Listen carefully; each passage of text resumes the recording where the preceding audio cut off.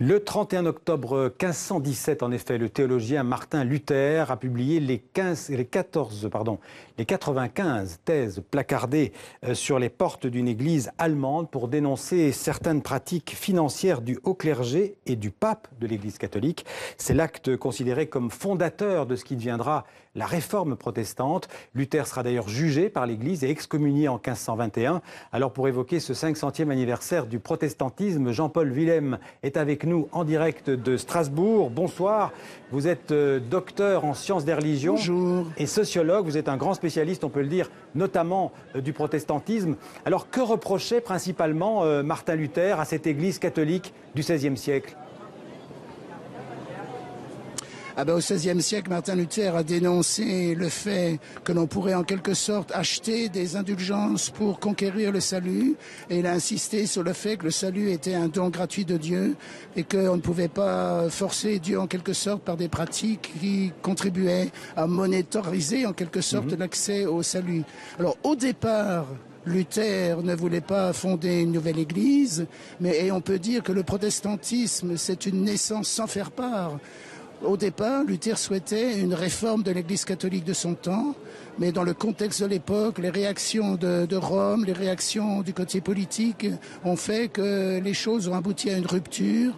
Et donc Luther a en fin de compte posé les bases théologiques d'une nouvelle confession chrétienne qui insiste sur le sacerdoce universel des baptisés, la relativisation des médiations institutionnelles et ecclésiastiques et le rapport à la Bible. C'est les trois grands volets de l'affirmation chrétienne protestante qu'a posé Luther et qui se sont développés ensuite dans toute l'Europe à travers d'autres mouvements de réforme, en particulier celle de Jean Calvin en France et en Suisse.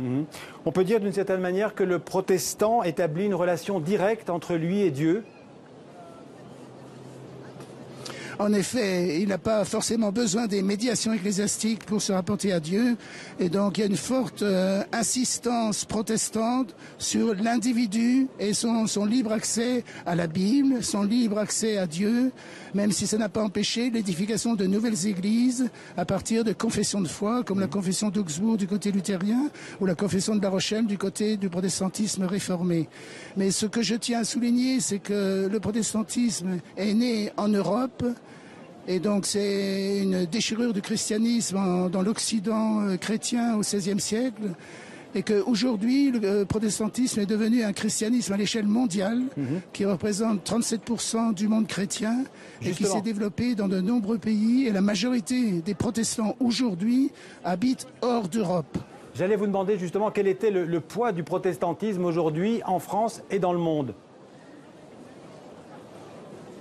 Le poids du protestantisme en France, c'est une micro-minorité, 3%, mais je dirais que son influence est plus grande que son importance numérique, notamment à travers les œuvres sociales générées à partir du protestantisme pour l'accueil des handicapés, pour l'accueil de la solidarité, un mouvement comme le CIMA, les asiles jeunes bossant en Dordogne pour l'accueil des handicapés. Et nous sommes là, place Kléber à Strasbourg, au cœur de tentes où il y a différentes associations protestantes, notamment dans le domaine de l'entraide, de la solidarité, qui sont présentes sur la place Kléber à Strasbourg.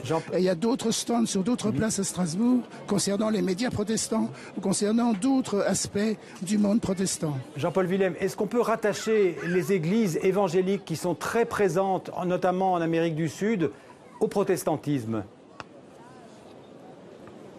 Oui, absolument, parce que dès le XVIe siècle, les réformes sont plurielles. Il y a eu la réforme luthérienne, la réforme calviniste réformée, la réforme anglicane et la réforme radicale des anabaptistes. Et donc, dès le XVIe siècle, il y a eu une pluralité de réformes. Pour les protestants, l'institution Église n'est pas sainte en elle-même. Elle peut errer, elle peut se tromper, et donc le message central du protestantisme, c'est qu'il faut recentrer la vérité chrétienne à partir de l'exégèse et l'interprétation des Écritures, et que les médiations ecclésiastiques n'ont aucun pouvoir de salut, ne sont pas saintes en elles-mêmes, et donc il y a une relativisation des institutions et des clercs dans le protestantisme. Je dirais même qu'il y a une dimension anticléricale du protestantisme. Les protestants n'aiment pas trop le pouvoir clérical. Un dernier mot, Jean-Paul Willem. Plutôt que de parler de protestantisme au singulier, est-ce qu'il ne faudrait pas parler des protestantismes au pluriel ? Ah ben j'abonde tout à fait dans votre sens. La pluralité fait partie de l'ADN du protestantisme, parce que dès lors qu'il n'y avait plus une seule institution Église porteuse de vérité, cela a contribué à la progression du pluralisme, cela a aussi contribué à des évolutions dans le domaine sociopolitique, car c'était un défi pour les pouvoirs étatiques d'organiser la collectivité politique en présence de différentes versions de la vérité chrétienne. Et donc, par son émergence même, le protestantisme a contribué au développement du pluralisme et a contribué à l'indépendance de l'État par rapport à la religion et, in fine, à la séparation des églises et de l'État et à la laïcité. Merci beaucoup Jean-Paul Willem d'avoir été avec nous en direct depuis Strasbourg pour fêter le 500e anniversaire du protestantisme. Merci beaucoup.